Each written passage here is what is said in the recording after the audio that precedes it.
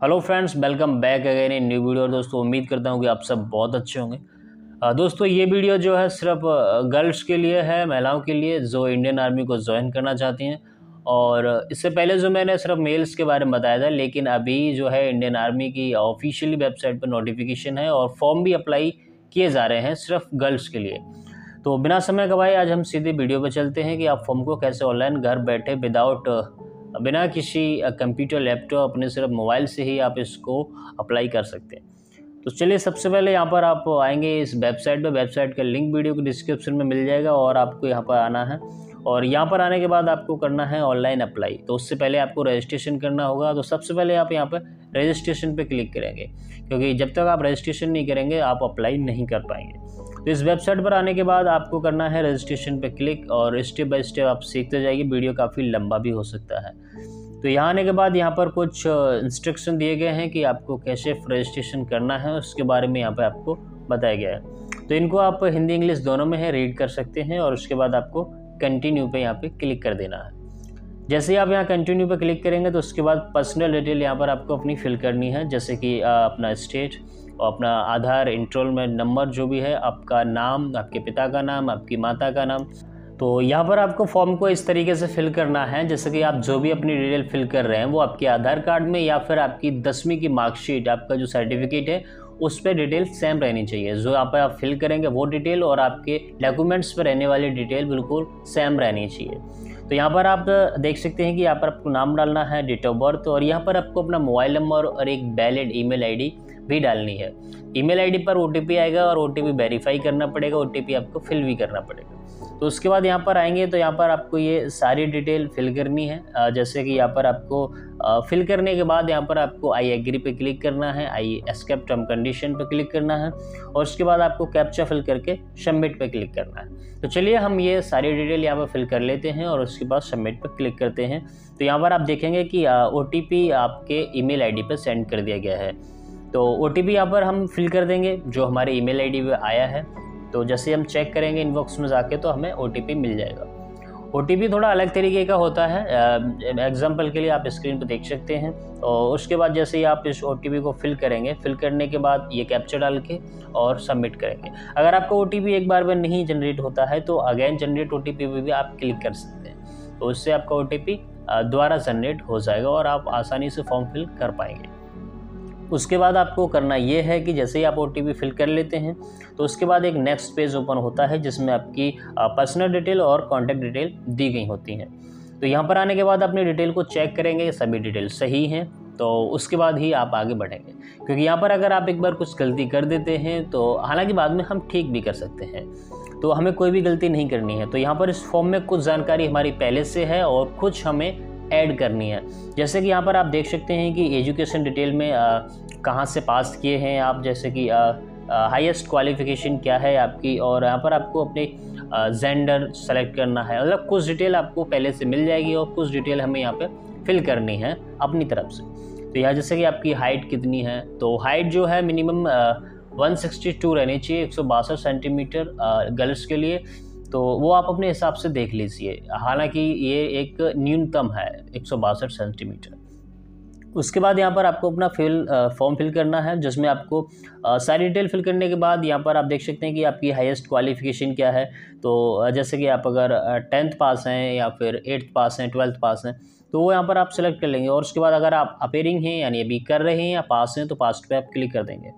उसके बाद आपने किस बोर्ड से पास किया है, तो हमने स्टेट बोर्ड से पास किया है। और उसके बाद आपका बोर्ड कौन सा है, स्टेट बोर्ड है तो आपका स्टेट कौन सा है। तो जैसे यहाँ पर हम अपना स्टेट सेलेक्ट कर लेते हैं, यहाँ पर सभी स्टेट की एक लिस्ट दी गई है। तो यहाँ पर आप अपना सेलेक्ट कर लेंगे जो भी आपका स्टेट है। तो हमने यूपी सेलेक्ट कर लिया है। और उसके बाद यहाँ पर क्या है कि हमें अपना सर्टिफिकेट नंबर देना है, अपना जो हाई स्कूल का जो हमारा सर्टिफिकेट था उसका नंबर देना है। जो सर्टिफिकेट नंबर है वो आपको सर्टिफिकेट पे ही मिल जाएगा, जहाँ पर रोल नंबर और आपकी बाकी की सारी डिटेल दी रहती हैं। तो वहीं कॉर्नर में सर्टिफिकेट नंबर भी आपको मिल जाएगा। तो यहाँ पर सर्टिफिकेट नंबर डालने के बाद यहाँ पर हमें अपना पासवर्ड एक जनरेट करना है, पासवर्ड क्रिएट करना है। जैसे कि पहले हम इसमें पासवर्ड डालेंगे, उसके बाद पासवर्ड को कंफर्म करेंगे, ताकि जब भी हम लॉगिन करें तो हमें यूज़र नेम और पासवर्ड की ही ज़रूरत पड़े और हम अपना फॉर्म इन फ्यूचर कभी भी अप्लाई कर पाएँ जब भी हमें मौका मिले। तो जैसे ही आप पासवर्ड क्रिएट कर लेते हैं अपना तो सक्सेसफुली हो जाता है। तो उसके बाद यहाँ पर आप अपने डैशबोर्ड पे आ जाते हैं। यहाँ से आप अपनी सभी डिटेल को मैनेज कर सकते हैं। जैसे कि यहाँ पर आप देख सकते हैं कि हमने जो भी डिटेल डाली है, जो भी फिल की है, तो उसके अकॉर्डिंग हम किस पोस्ट के लिए एलिजिबल हैं, अभी हैं या नहीं, कोई हम फॉर्म अप्लाई कर पाएंगे या नहीं। तो सबसे पहले आपका जो डाटा है वो उनके पास पहुँचता है, उसके बाद ही आपको ये मिलता है कि आप किस पोस्ट के लिए अप्लाई कर पाएंगे। तो यहाँ पर आप देख सकते हैं कि जैसे ही हम यहाँ माई प्रोफाइल पे आके देखते हैं तो यहाँ पर हम नीचे देखेंगे तो जो हमारी डिटेल थी जो हमने फिल की थी उसके अकॉर्डिंग यहाँ पर हम एक पोस्ट के लिए एलिजिबल हैं। तो ये लड़कियों के लिए है। तो यहाँ पर हम अप्लाई पे क्लिक करते हैं और अप्लाई पे क्लिक करने के बाद यहाँ पर फिर से फॉर्म अप्लाई करने के इंस्ट्रक्शन यहाँ पर हमें दिए गए हैं। जैसे ही हम इनको रीड करेंगे, हिंदी इंग्लिश में आप पढ़ सकते हैं, और यहाँ पर हमें अपने फ़ोटो और सिग्नेचर अपलोड करने हैं। तो वो कैसे अपलोड करने हैं उसके बारे में यहाँ पर आपको साइज़ के बारे में मैं पहले भी बता चुका हूँ कि फ़ोटो का साइज़ क्या रहना चाहिए और सिग्नेचर का क्या रहना चाहिए। 10 से 20 KB के बीच में और 5 से 10 KB के बीच में सिग्नेचर का होना चाहिए। ठीक है, तो उसके बाद यहाँ पर भी हमारी सारी डिटेल आ गई हैं। तो फॉर्म अप्लाई करना हम शुरू करते हैं और यहाँ पर हमें पर्सनल इन्फॉर्मेशन पहले हमें फिल करनी है।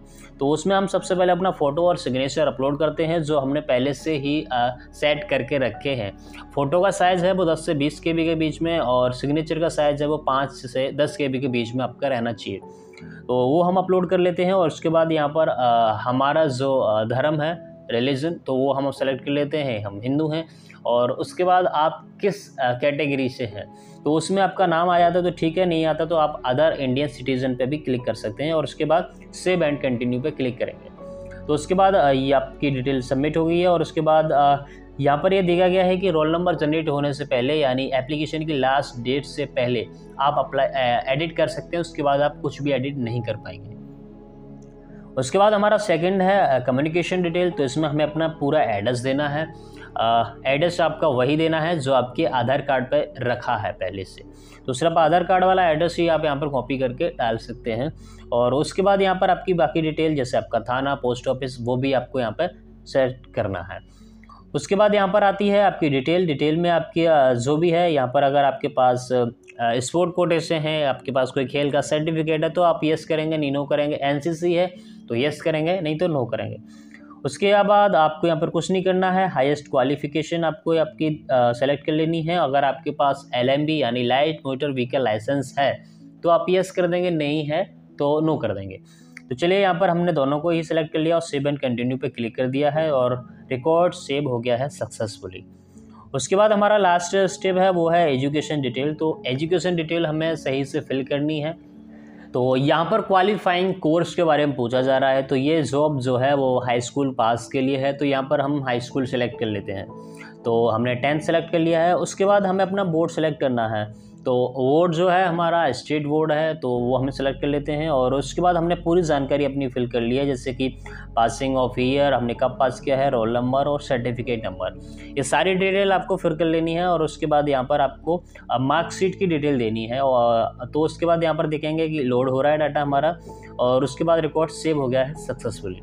अब यहाँ पर हमें नीचे आना है और ऐड पे क्लिक करना है। ऐड पे क्लिक करने के बाद यहाँ पर हमें अपने सब्जेक्ट सेलेक्ट करते जाने हैं और मार्क ऑफ टेस्ट हमने कितने मार्क प्राप्त किए हैं और उसके बाद आउट ऑफ मार्क्स कितने में से, तो यानी कि 100 का अगर हमारा एक एग्ज़ाम होता है एक सब्जेक्ट का तो उसमें से हमने कितने नंबर प्राप्त किए हैं वो हमें यहाँ पर डालना है। और उसके बाद हमको ऐड न्यू रो पे क्लिक करते जाना है। और आई थिंक कि हमारे हाई स्कूल में 6 सब्जेक्ट होते हैं तो सभी की डिटेल हमें यहाँ पर डालती जानी है।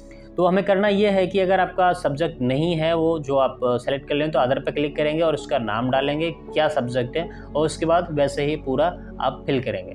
तो यहाँ पर आप देख सकते हैं कि हमने पूरा डाल दिया है और उसके बाद रिकॉर्ड हमारा सेव हो गया है सक्सेसफुली। तो उसके बाद यहाँ पर हम कंटिन्यू पे क्लिक करते हैं। तो उसके लिए यहाँ पर आप देख पाएंगे कि एप्लीकेशन डिटेल हमारे सामने आ गई है। अभी हम इसको फाइनल सबमिट करने से पहले एक बार चेक कर सकते हैं कि हमारी डिटेल ठीक है या नहीं। तो यहाँ पर आप देखेंगे अपनी application detail summary of your information.